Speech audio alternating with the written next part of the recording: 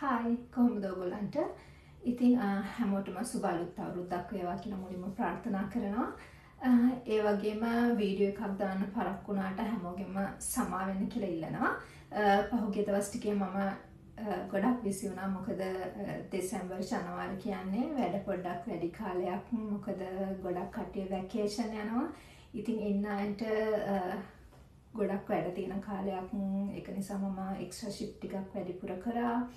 ඉතින් ඔය වගේ හේතු නිසා මට වීඩියෝ එකක් දාන්න බැරි වුණා. ඉතින් ඒ කාලේ මට ගොඩක් අය මැසේජ් කරලා ගොඩාක් ප්‍රශ්න අහලා තිබ්බා. මම පුළුවන් වට පිළිතුරු දුන්නා. අනිත් අයටත් ඉක්මනටම පුළුවන් විදිහට රිප්ලයි කරන්න. ගොඩක් අය මගෙන් අහලා තිබ්බා USA වලට එනවා නම් මොකද්ද RN කෙනෙක් එහෙම නැත්නම් නර්ස් කෙනෙක් විදිහට වැඩ කරන්න හොඳම ස්ටේට් එක කියලා.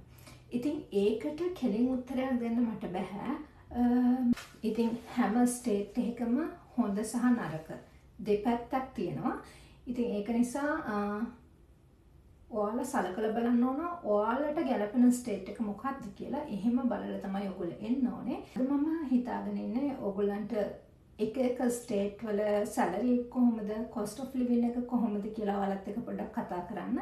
ඊට පස්සේ ඔයාලට තීරණය කරන්න පුළුවන් ඔයගොල්ලන්ට එන්න හොඳම ස්ටේට් එක මොකක්ද කියලා.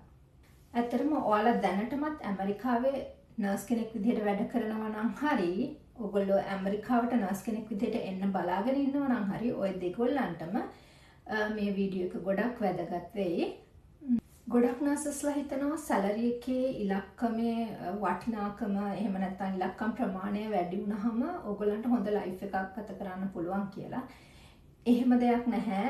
සැලරි එක වැඩි වෙනවා කියන්නේ ඔයගොල්ලන්ගේ cost of living එකත් වැඩි. එතකොට ඒක ඔයගොල්ලන්ගේ ලයිෆ් ස්ටයිල් එකට කොහොමද බලපාන්නේ? එතකොට tax කොහොමද ගෙවන්න ඕනේ? ඔයාලා ඉන්න තැන rent එක, එතකොට gas, මේ හැම දෙයක්ම බලලා තමයි ඔයාලා තීරණය කරන්න ඕනේ කොහෙද ඔයාලට හොඳටම ගැලපෙන්නේ කියලා. ඉතින් මම මේ සැලරි එක සහ cost of living එක ගැන කතා කරද්දී ඒ කොටස් තුනකට බෙදලා කතා කරන්න කැමතියි. මොකද ලේසි වෙන්න. පළවෙනි එක තමයි high salary සහ high cost of living එකක් තියෙන states මොනවාද කියන එක.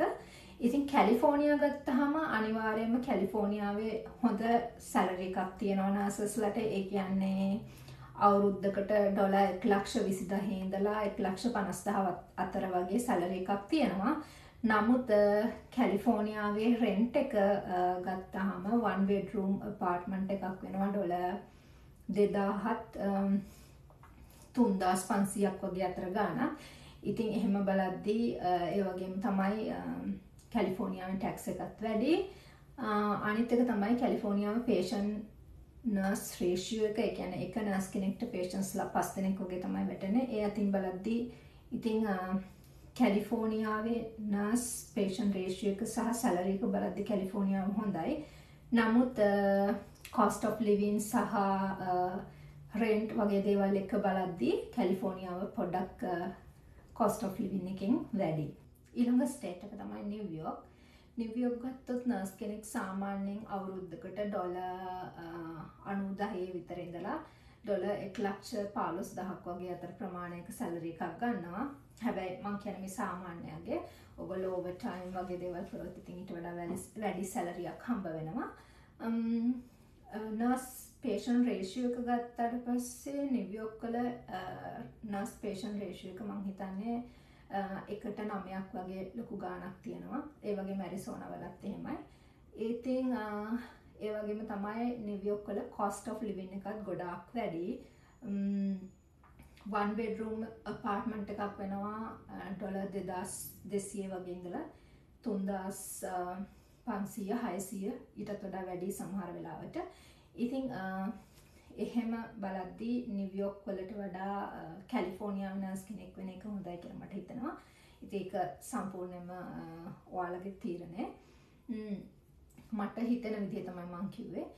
ඊළඟට නර්ස් කෙනෙක්ට වැඩි සැලරි එකක් ගන්න ස්ටේට් එකක් තමයි මැසචුසෙට්ස් කියන්නේ. ඉතින් මේ ස්ටේට් එකේ නර්ස් කෙනෙක්ට සාමාන්‍යයෙන් අවුරුද්දක සැලරි එක ඩොලර් ලක්ෂයට වඩා වැඩි.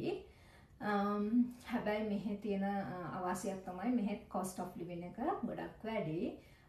ඕගොල්ලන්ට රෙන්ට් වලට ගෙවන්න තියෙන ගාණ සහ ටැක්ස් ඒ වගේම නර්ස් පේෂන්ට් රේෂියෝ එකෙත් මෙහෙ ලිමිට් එකක් නැහැ.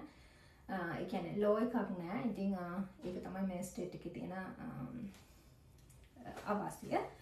ඊළඟට මම කතා කරන්න බලාපොරොත්තු වෙන්නේ සාමාන්‍ය සැලරියක් සහ සාමාන්‍ය cost of living එකක් තියෙන ස්ටේට්ස් මොනවාද කියන එක. ටෙක්සාස් ගත්තොත් ටෙක්සාස් වල නර්ස් කෙනෙක්ට සැලරි එක සාමාන්‍යයෙන් $75,000 ඉඳලා $1,00,000ක් වගේ ප්‍රමාණයක් අවුරුද්දකට හොයන්න පුළුවන්. ඉතින් ටෙක්සාස් වලත් නර්ස් පේෂන්ට් රේෂියෝ ලෝ එකක් නැහැ. හැබැයි ටෙක්සාස් වල කැලිෆෝනියාවට සහ නිව්යෝක් වලට සාපේක්ෂව cost of living එක අඩුයි. ඉතින් එහෙම බලද්දී මම හිතනවා ටෙක්සාස් වල කැලිෆෝනියාවට වඩා ඉතුරු කරන්න පුළුවන් ඇති කියලා. මම හරියටම දන්නේ නැහැ. මම හිතනවා ඉතින් එහාර තියෙන දත්ත සලකලා බලද්දී. අනිත් ස්ටේට් එක තමයි ෆ්ලොරිඩා. ෆ්ලොරිඩා ගත්තොත් එහෙම නර්ස් කෙනෙක්ට අවුරුද්දකට $70,000 විතර ඉඳලා $1,00,000 වගේ සැලරි එකක් ගන්න පුළුවන්. ඉතින් මෙහෙත් තියෙන විශේෂත්වය තමයි ස්ටේට් ටැක්ස් එකක් නැහැ. ඒ වගේම cost of living එකත් කැලිෆෝනියාවට සාපේක්ෂව අඩුයි. ඉතින් මෙහෙත් තියෙන තව දෙයක් තමයි නර්ස් පේෂන්ට් රේෂියෝ එකක් නැහැ. ඒක එක අවාසියක්. එහෙම නැත්තම් ඉතින් ෆ්ලොරිඩා කියන්නේ හොඳ ස්ටේට් එකක් වැඩ කරන්න. සැලරි එක සාමාන්‍ය මට්ටමට හම්බ වෙනවා. cost of living එකත් සාමාන්‍ය මට්ටමක තියෙන්නේ. අනිත් එක තමයි ඔයගලන්ට job vacancies හොයගන්න ගොඩාක් ලේසි ස්ටේට් එකක් තමයි ෆ්ලොරිඩා කියලා කියන්නේ. ඒ වගේම ඇරිසෝනා ගත්තොත් එහෙම ඇරිසෝනාත් ෆ්ලොරිඩා වගේම තමයි ගොඩාක් නර්සස්ලට job opportunities තියෙනවා ඇරිසෝනා වල. ඒ වගේම cost of living එක ගත්තොත් එහෙම කැලිෆෝනියාවට සාපේක්ෂව ගොඩාක් අඩුයි. ඒ වගේම නර්ස් කෙනෙක්ගේ ඉන්කම් එක ගත්තොත් එහෙම අවුරුද්දට $80,000 විතර ඉඳලා $1,20,000ක වගේ සැලරි එකක් ගන්න පුළුවන් සාමාන්‍ය නර්ස් කෙනෙක්ට. ඉතින් එහෙම බලද්දී ඇරිසෝනා කියන්නේ හොඳ ස්ටේට් එකක් නර්ස් කෙනෙක් විදිහට වැඩ කරන්න. ඊළඟ ස්ටේට් එක තමයි කොලරාඩෝ. ඉතින් කොලරාඩෝ වලත් නර්ස් කෙනෙක්ට හම්බ වෙනවා හොඳ සැලරි එකක් $85,000 ඉඳලා $1,20,000 වගේ සැලරි එකක් හම්බ වෙනවා අවුරුද්දට. ඉතින් කොලරාඩෝ වල තියෙන විශේෂත්වය තමයි එහෙත් ඔයගලන්ට ගොඩාක් job opportunities හොයාගන්න පුළුවන්. ඉතින් හැබැයි එහෙ housing rent එක සහ ගියක් ඔයගොල්ලෝ ගන්නවා නම් ඒකට ලොකු cost එකක් දාන්න වෙනවා කොලරාඩෝ වල. ඒක තමයි තියෙන එක අවාසිය. ඊළඟට මම කතා කරන්නේ low salary එකක් සහ low cost of living එකක් තියෙන states මොනවාද කියලා. ඔහායෝ කියන්නේ low salary එකක් සහ low cost of living එකක් තියෙන state එකක්. ඔහායෝ වල නර්ස් කෙනෙක්ට සාමාන්‍යයෙන් අවුරුද්දකට $65,000 විතර ඉඳලා $95,000 වගේ සැලරි එකක් ගන්න පුළුවන්. ඒ වගේම තමයි එහෙ cost of living එකත් අඩුයි. රෙන්ට් එක වගේ දේවලුත් අඩුයි. ඉතින් ඔයගොල්ලෝ සාමකාමී පරිසරයකට කැමති නම් ඉතින් ඔහායෝ හොඳයි කියලා තමයි ගොඩක් අය කියන්නේ. ඊළඟ ස්ටේට් එක තමයි නෝර්ත් කැරොලිනා. ඉතින් නෝර්ත් කැරොලිනා ගත්තොත් එහෙම නෝර්ත් කැරොලිනාත් හොඳ ස්ටේට් එකක්. එහෙත් නර්ස් කෙනෙක්ගේ සැලරිය සාමාන්‍යයෙන් $65,000 විතර ඉඳලා $1,00,000ක් වගේ තියෙනවා අවුරුද්දට. හරිම කාම් ස්ටේට් එකක් කියලා. ඉතින් ඔයගොල්ලෝ නර්ස් කෙනෙක් විදිහට හරි කාම් පරිසරයක වැඩ කරන්න කැමති නම් නෝර්ත් කැරොලිනා ඇත්තටම හොඳ ස්ටේට් එකක් කියලා කට්ටිය කියනවා. ඊළඟ ස්ටේට් එක තමයි ටෙනසි. ටෙනසි ගත්තොත් එහෙම නර්ස් කෙනෙක්ට සාමාන්‍යයෙන් අවුරුද්දකට $65,000 විතර ඉඳලා $1,00,000ක් වගේ සැලරි එකක් ගන්න පුළුවන්. ඒ වගේම cost of living එකත් හරි අඩුයි. හැමෝම කියනවා හරිම calm state එකක් කියලා. ඉතින් ගොඩක් අය කියනවා ටෙනසි වල නර්ස්ලා මන් දන්නා ඉන්නවා. ඒගොල්ලෝ කියන්නේ එහෙ ගොඩක් සල්ලි ඉතුරු කරන්න පුළුවන් කියලා.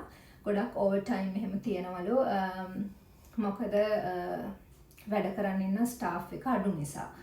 ඉතින් මේවා තමයි ප්‍රධාන ස්ටේට්ස් ඒ කියන්නේ ලංකාවෙන් හරි ඉන්දියාවෙන් හරි පිලිපින්ස් වලින් හරි නර්ස්ලා මෙහෙට ගෙන්නනවා නම් ඒගොල්ලෝ මුලින්ම ගෙන්නන්නේ මේ වගේ ස්ටේට්ස් වලට. ඉතින් මම හිතනවා ඔයගලන්ට පොඩි හරි අයිඩියා එකක් එන්න ඇති කොහොමද මේ ස්ටේට්ස් වල සැලරි තියෙන්නේ ඒ වගේම කොහොමද cost of living එක කියන එක ගැන.